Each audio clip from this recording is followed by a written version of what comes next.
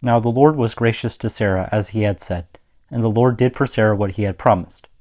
Sarah became pregnant and bore a son to Abraham in his old age, at the very time God had promised them. Abraham gave the name Isaac to the son Sarah bore him. When his son Isaac was 8 days old, Abraham circumcised him, as God commanded him. Abraham was 100 years old when his son Isaac was born to him. Sarah said, God has brought me laughter, and everyone who hears about this will laugh with me. And she added, Who would have said to Abraham that Sarah would nurse children? Yet I have borne him a son in his old age. The child grew and was weaned, and on the day Isaac was weaned, Abraham held a great feast. But Sarah saw that the son whom Hagar the Egyptian had borne to Abraham was mocking.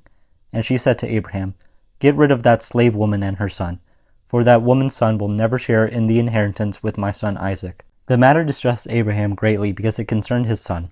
But God said to him, Do not be so distressed about the boy and your slave woman. Listen to whatever Sarah tells you, because it is through Isaac that your offspring will be reckoned.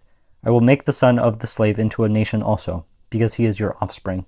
Early the next morning, Abraham took some food and a skin of water and gave them to Hagar. He set them on her shoulders and then sent her off with the boy. She went on her way and wandered in the desert of Beersheba. When the water in the skin was gone, she put the boy under one of the bushes. Then she went off and sat down about a bow shot away, for she thought, I cannot watch the boy die. And as she sat there, she began to sob. God heard the boy crying, and the angel of God called to Hagar from heaven and said to her, What is the matter, Hagar? Do not be afraid. God has heard the boy crying as he lies there. Lift the boy up and take him by the hand, for I will make him into a great nation. Then God opened her eyes, and she saw a well of water. So she went and filled the skin with water and gave the boy a drink. God was with the boy as he grew up. He lived in the desert and became an archer.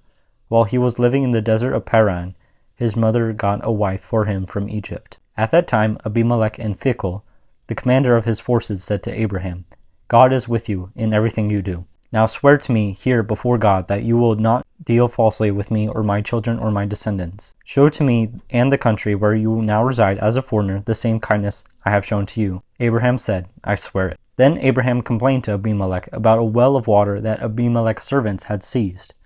But Abimelech said, I do not know who has done this.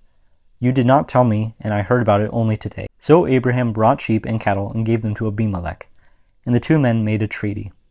Abraham set apart 7 ewe lambs from the flock, and Abimelech asked Abraham, What is the meaning of these 7 ewe lambs you have set apart by themselves? He replied, Accept these 7 lambs from my hand as a witness that I have dug this well. So that place was called Beersheba, because the two men swore an oath there. After the tree had been made at Beersheba, Abimelech and Phicol, the commander of his forces, returned to the land of the Philistines. Abraham planted a tamarisk tree in Beersheba, and there he called on the name of the Lord, the eternal God.